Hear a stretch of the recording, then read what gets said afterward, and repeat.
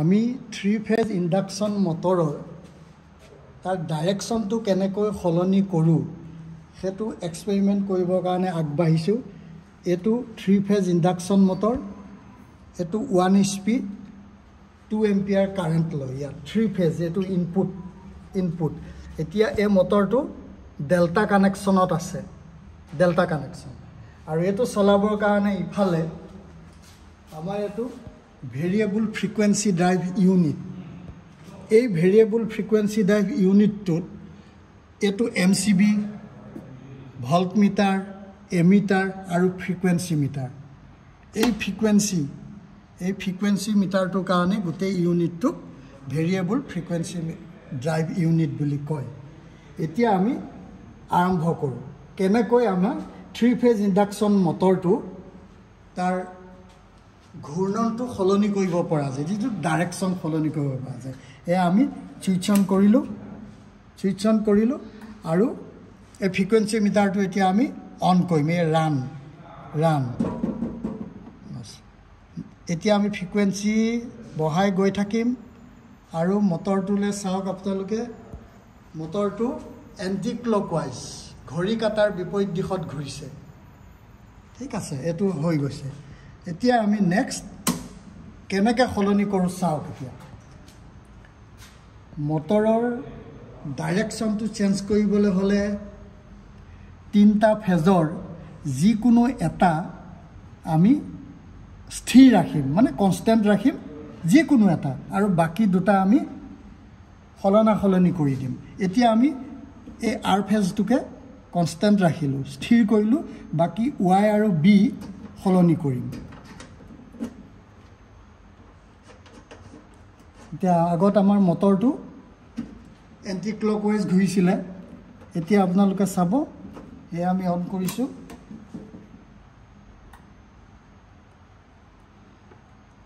Frequency আমি বঢ়াই গৈ আছোঁ আৰু আপোনালোকে মটৰৰ ডাইৰেকশ্যনটো চাওক। মটৰৰ ডাইৰেকশ্যনটো ক্লকৱাইজ ঘূৰিছে, ঘড়ী কাটাৰ দিশৰে ঘূৰিছে। ঠিক আছে, এইটো ডেল্টা কানেকশ্যনত আমি কেনেকৈ মটৰ এটা ৰিভাৰ্ছ আৰু ফৰৱাৰ্ড ডাইৰেকশ্যনত ঘূৰিছে সেইটো।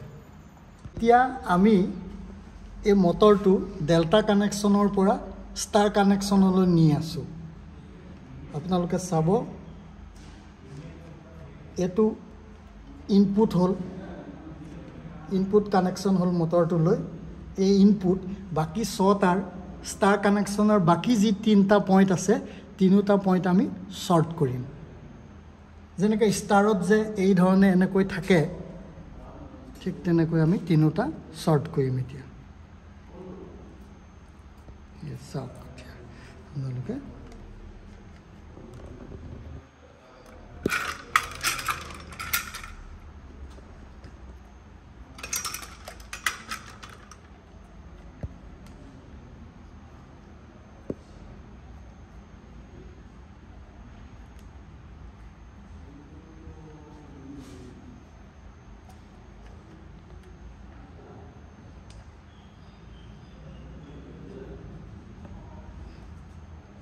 এতিয়া আমি এই 3টা আমাৰ ইনপুট হ'ল, বাকী থকা 3টা আমি শ্বৰ্ট কৰি দিলোঁ। এইটো ষ্টাৰ কানেকশ্যন হ'ল। এই ষ্টাৰ কানেকশ্যনটোত আমি চাম। এতিয়া ধৰক এইটো ফেজ ষ্টাৰ কানেকশ্যনত মটৰৰ ডাইৰেকশ্যনটো চেক কৰিম। এতিয়া চাওক, এতিয়া ফেজ ছিকুৱেঞ্চটো কেনেকুৱাকৈ কানেকশ্যনটো আছে। এইটো আউটপুট মটৰলৈ যোৱা তাৰ এইকেইডাল মটৰলৈ, ইয়াত RYB, এই RYB ছিকুৱেঞ্চত কানেকশ্যনটো আছে। এতিয়া আমি ছুইচ অন কৰিলোঁ, তাৰপিছত ৰান আৰু ইনক্ৰিজ কৰিলোঁ। ষ্টাৰ কানেকশ্যনত আমি এতিয়া ফ্ৰিকুৱেঞ্চি বঢ়াই গৈ থাকিলোঁ আৰু মটৰটো আপোনালোকে চাওক, মটৰটো ঘড়ী কাটাৰ বিপৰীত দিশত ঘূৰিছে, এণ্টি ক্লকৱাইজ ডাইৰেকশ্যনত ঘূৰিছে। Anti clockwise. এতিয়া আমি আকৌ কমাই এতিয়া ক্লকৱাইজ ডাইৰেকশ্যন কৰিব লাগে। আমি কেনেকৈ কৰিম এতিয়া? সেই আগৰ নিচিনাই আমি আগতে R ফেজটো কনষ্টেণ্ট ৰাখিছিলোঁ, কিন্তু এইবাৰ কাৰণ আগতে কৈছোঁ যিকোনো এটা ফেজ কনষ্টেণ্ট ৰাখি আন দুটা সলনা সলনি কৰিব লাগে আমি এবাৰ বি ফেজটো কনষ্টেণ্ট ৰাখিম আৰ আৰু ৱাই চেঞ্জ কৰিম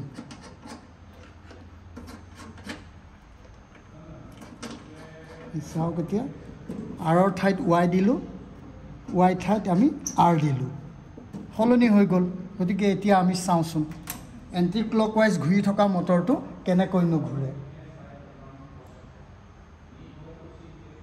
ফ্ৰিকুৱেঞ্চি আমি বঢ়াই দিলোঁ ফ্ৰিকুৱেঞ্চি বঢ়াইছোঁ এতিয়া মটৰটো চাওক ঘড়ী কাটাৰ দিশত ক্লকৱাইজ ডাইৰেকশ্যনত এইটো ঘূৰি আছে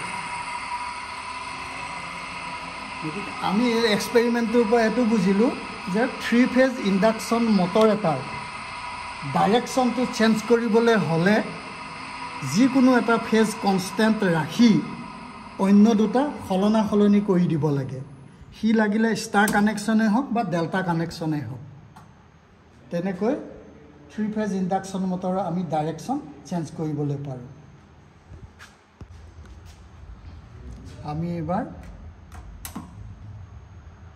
চুইচ অন কৰিলোঁ আমাৰ ইনপুট ভল্টেজ মটৰটো চলাবৰ কাৰণে ভল্টেজ এতিয়া 400তকৈ প্ৰায় অকণমান 5 ভল্ট কম আছে তাৰমানে 395 ভল্ট আছে আৰু এম্পিয়াৰ কাৰেণ্টটো 0 যিহেতু মটৰটো চলা নাই এতিয়া আমি যেতিয়া মটৰটো চলাম তেতিয়া চাব ফ্ৰিকুৱেঞ্চি বঢ়োৱাৰ লগে লগে মটৰটো বুজিছেনে কাৰেণ্ট অলপমান বাঢ়িছে এইটো অলপ ইনক্ৰিজ হৈছে কাৰেণ্ট 0.5 এম্পিয়াৰ লৈছে 0.5 এম্পিয়াৰ কাৰেণ্ট লৈছে এতিয়া মটৰটো ষ্টাৰ কানেকশ্যনত চলি আছে ষ্টাৰ কানেকশ্যনত এইটো মটৰৰ টাৰ্মিনেলত এই 6টা পইণ্ট আছিল মেইন ইনপুট ছাপ্লাই টাৰ্মিনেলত দেখাইছিলোঁ আৰু বাকী 3টা আমি শ্বৰ্ট কৰি দিলোঁ এই শ্বৰ্টিং পইণ্টকেইটা এই দেখা এই 3টা আমি শ্বৰ্ট কৰি দিলোঁ বাকী এই 3টা ইনপুট হ'ল এই বাকী 3টা শ্বৰ্ট কৰি দিলোঁ তেনেকৈ ষ্টাৰৰ নিচিনা 3টা ফেজৰ 3টা ফেজৰ এটা এটা মাথা এটা এটা মূৰ আমি ইয়াত শ্বৰ্ট কৰি দিলোঁ একেটা পইণ্টতে লগালোঁ তাৰমানে 3টা ফেজৰ ভল্টেজ এই পইণ্টটোত যিটো কমন পইণ্ট হ'ল সেইটোত 3টা ফেজৰ ভল্টেজটো কমি একে 0 হৈ যায় নিউট্ৰেল হৈ যায় এই নিউট্ৰেল এই পইণ্টটোৰ পৰাই ওলায় এতিয়া আমাক ইয়াত নিউট্ৰেল নালাগে কিন্তু ষ্টাৰ কানেকশ্যনৰ পৰা নিউট্ৰেল ওলোৱা হয় আৰু ঠিক তেনেকৈ ডেল্টা কানেকশ্যনটো এইটোৱে হৈছিলে ডেল্টা 3টা ফেজৰ ধৰি লওক এইটো আৰ ফেজ এইটো ৱাই ফেজ আৰু এইটো বি ফেজ এতিয়া এই আৰ পইণ্টটো আৰ ফেজ আৰু বি ফেজৰ এটা এটা মূৰ জইন কৰি পেলাই এইটো কৰিছোঁ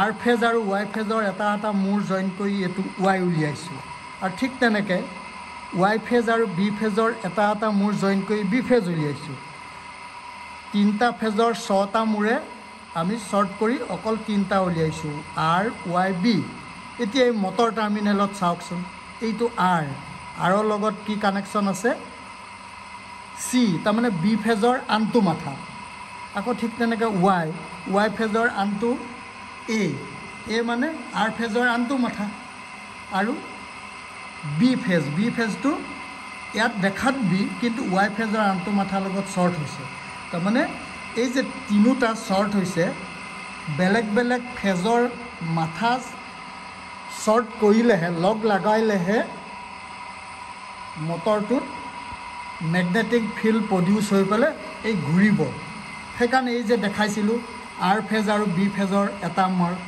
এয়া চাওক আৰ ফেজ গৈ গৈ বি ফেজৰ আনটো মূৰ এয়া শ্বৰ্ট হৈছে এয়া এই তেনেকুৱা বি ফেজৰ লগত ৱাই ফেজৰ আনটো মূৰ আৰু ৱাই ফেজৰ আৰ ফেজৰ আনটো মূৰৰ লগত তেনেকুৱা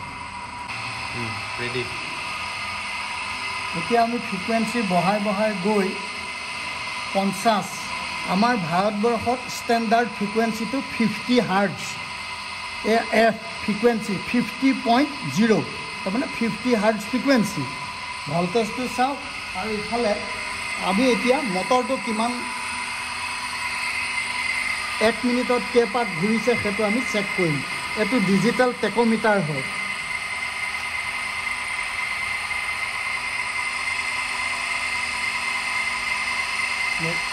চাওক, এই 1500 RPM, 1500 RPMত এই মটৰটো ঘূৰিছে, 1500 RPMত। আৰু কাৰেণ্টটো জুখিম, এইটো হ'ল ক্লেম্প মিটাৰ, কাৰেণ্ট জুখিবৰ কাৰণে। আমি যিকোনো এটা ফেজত এইটো মেগনেটিক ফিল্ড প্ৰডিউচ হয়। ইয়াত কাৰেণ্ট পাছ হৈ থকা কণ্ডাক্টৰ এডাল যেতিয়া এই ক্লেম্প মিটাৰৰ মেগনেটিক ফিল্ডত আমি দিম, তেতিয়া কিমান কাৰেণ্ট লৈ আছে মটৰটো এই দেখাব। এই চাওক 1.8 এম্পিয়াৰ লৈ আছে মটৰটোৱে, 1.7 এম্পিয়াৰ, 8 এম্পিয়াৰ তেনেকৈ ড্ৰ কৰি আছে মটৰটোৱে।